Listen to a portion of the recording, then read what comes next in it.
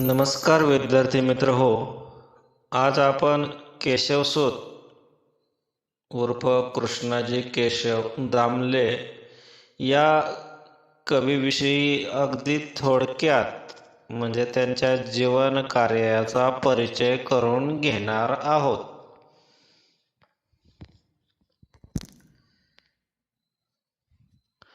मालगुंड जिल्हा रत्नागिरी येथे त्यांचा जन्म झाला.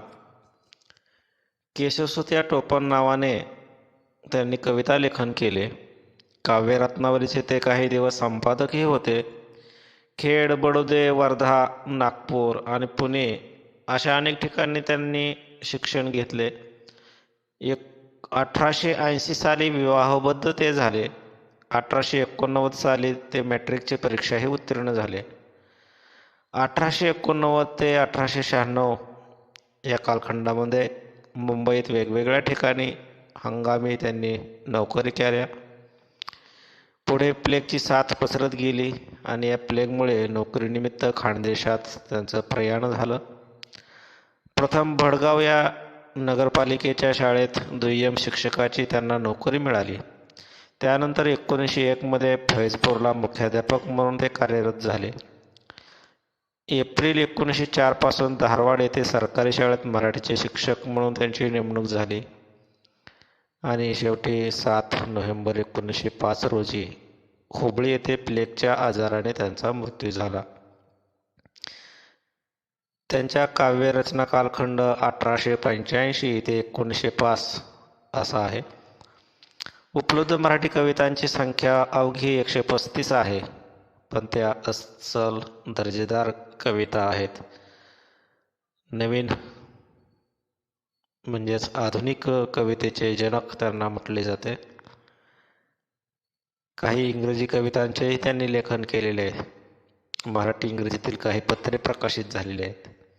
इंग्रजी सॉनेटच्या अनुकरणातून सुनीत हा काव्यप्रकार मराठीत आणण्यासाठी त्यांचं मोलाचं योगदान आहे. त्यांच्या मृत्यूपश्चात त्यांचा कविता संग्रह प्रकाशित झालेला आहे.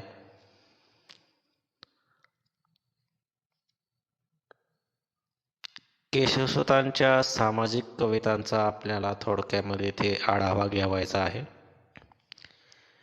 केशवसूतांच्या उदयापूर्वीची मराठी कविता ही पंडिती वळणाची पौराणिक आख्यान परंपरेत आणि शाहिरी वळणाच्या ऐहिक परंतु रंजन परंपरेत अडकलेली होती.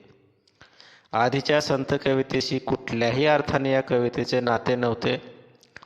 महात्मा ज्योतिराव फुले यांच्या कवितेचा अपवाद वगळता ही कविता संस्कृत काव्य आणि आर्ष महाकाव्यांच्या प्रभावाखाली होती. संस्कृत काव्याचे अनुकरण हा तिचा आत्मा होता.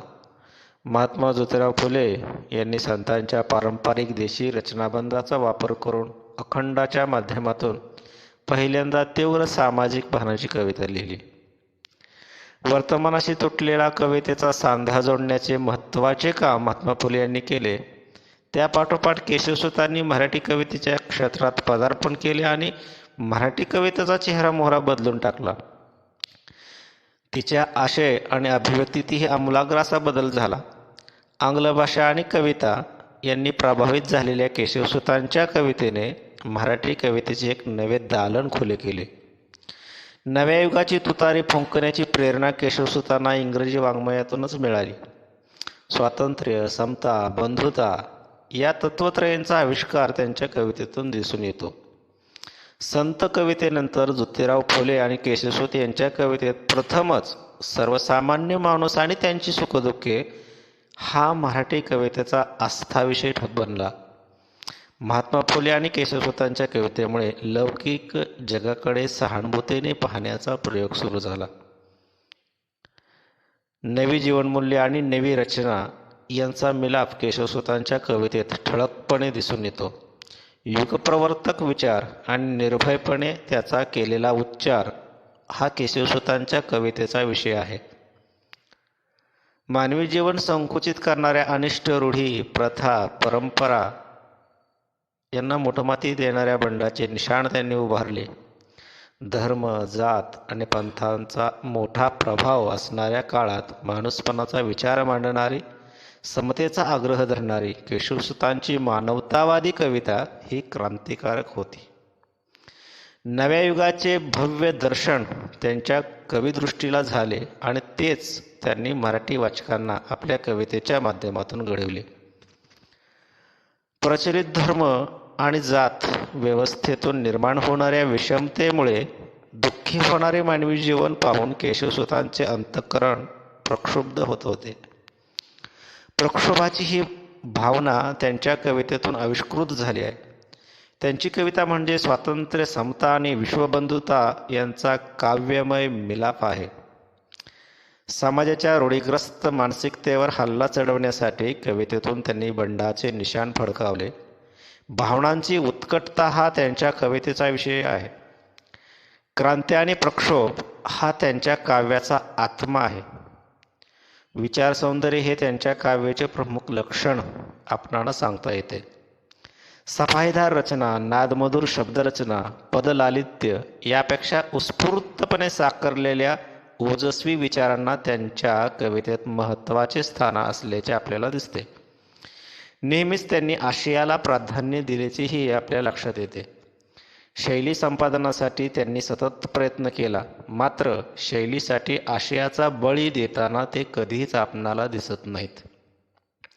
त्यांच्या समग्र कवितेचा विचार करता आशावाद, आत्मविश्वास, बंडखोरीची भाषा, दंभाला विरोध यासह हळवेपणा, निराशा आणि वैफल्याची जाणीव त्यांच्या कवितांमध्ये आपल्याला दिसते.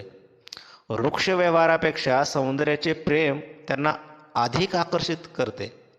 त्यांची वृत्ती रोमॅन्टिक होती. त्यामुळेच त्यांनी उजळ माथ्याने व्यक्ती स्वातंत्र्याचा पुरस्कार केलेला आहे. त्यांच्या काव्यात तत्त्वप्रधानता आणि उपदेशप्रता असली तरीही निखळ सौंदर्य चित्रेही त्यांनी कवितेतून रेखाटलेली दिसतात. वृत्तीची उत्कटता आणि तपशिलाचे बारकावे यांचा विलक्षण संयोग त्यांच्या कवितेत आपल्याला दिसतो. व्यक्ती स्वातंत्र्याचा त्यांनी उघडपणे पुरस्कार केलेला आहे. कोणताही चांगला लेखक किंवा कवी हा त्या त्या काळाचा प्रतिनिधी असतो. केशवसूत हे प्रबोधन काळातले कवी आहेत. प्रबोधन काळाचे पडसाद त्यांच्या कवितेत उमटलेले दिसतात. प्रबोधन काळात निर्माण झालेल्या प्रश्नांची नोंद त्यांची कविता घेते. निश्चितच जीवनदृष्टी आणि डोळस काव्यदृष्टी हे केशवसूतांच्या व्यक्तिमत्वाचे महत्त्वाचे विशेष आहेत. कवींच्या स्वातंत्र्याचा त्यांनी वारंवार उद्घोष केला. टीकाकारांच्या टीकेला धुडकावून लावले. कवितेत ठोकळेबाज तंत्रमंत्र वापरणाऱ्यांचा त्यांनी अधिक्षेप केलेला आहे, तर लोकानुरंजनवादी कविवृत्तीचा धिक्कार केलेला आहे. प्रसिद्धीच्या हव्यासापोटी आत्मनिष्ठा गमावणाऱ्या कवींना त्यांनी परखड शब्दात सुनावले आहे.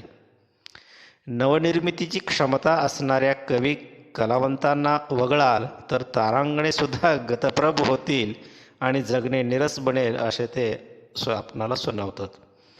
यावरून आपल्या असे लक्षात येते की त्यांची कवितेकडे पाहण्याची जी दृष्टी आहे ती किती नितळ, स्वच्छ आणि पारदर्शी होती याचाही आपल्याला प्रत्यय येतो.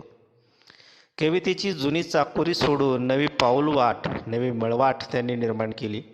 या पाऊलवाटेचे पुढे व्यापक आणि विशाल अशा प्रवाहात रूपांतर झाले. त्यातूनच मराठी कवितेला लक्षणीय वळण देणारा केशवसूत संप्रदाय निर्माण झाला. खऱ्या अर्थानं आधुनिक मराठी कवितेचे जनक म्हणून ते खऱ्या अर्थानं शोभतात. स्वतःच्या भोवतालातील पडझडीविषयीची तीव्र नापसंती त्यांच्या कवितेतून दिसून येते. भोवतालातील वास्तव बदलविण्यासाठी विलक्षण आत्मविश्वास त्यांच्या कवितेत दिसतो.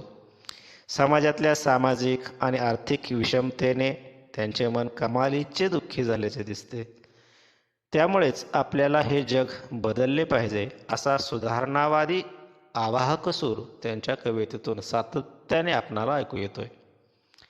वैचारिकता, चिंतनात्मकता, भावनात्मकता आणि संघर्षशीलता हे त्यांच्या कवितेचे अत्यंत महत्त्वाचे असे विशेष आहेत. बदलाचे हत्यार म्हणून जाणीवपूर्वक ते आपल्या कवितेकडे पाहताना दिसतात. आपला हेतू सफल करण्याच्या उद्देशाने आत्माविष्कारासाठी नव्या वाटा त्यांनी चोखाळलेल्या आहेत. आपला हेतू सफल करण्याच्या उद्देशाने त्यांनी आपल्या कवितेतून या सगळ्या गोष्टींचं चिंतन मांडलेलं आहे.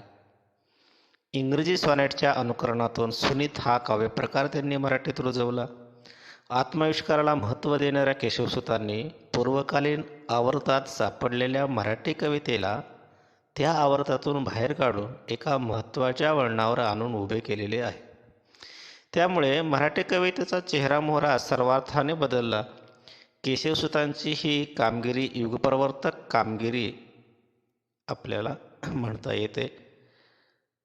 खऱ्या अर्थानं या कवीनं पुढील सगळ्या कवींसाठी एक नवी पावलवाट निर्माण करून ठेवलेली आहे. तर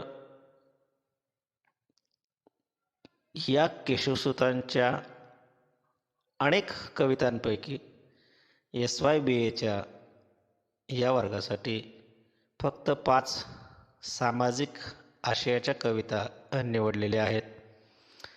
प्रस्तुत अभ्यासपत्रिकेसाठी केशवसुतांच्या अंत्यजांच्या मुलाचा पहिला प्रश्न, नवा शिपाई, तुतारी, मजुरावर उपासमारीची पाळी आणि गोपन केली छान या निवडक 5 सामाजिक कवितांचा आपणाला अभ्यास इथे करावायचा आहे.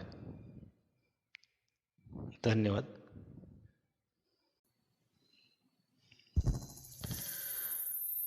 नमस्कार विद्यार्थी मित्र हो, आज आपण केशवसूत उर्फ कृष्णाजी केशव दामले या कवीविषयी अगदी थोडक्यात म्हणजे त्यांच्या जीवन कार्याचा परिचय करून घेणार आहोत.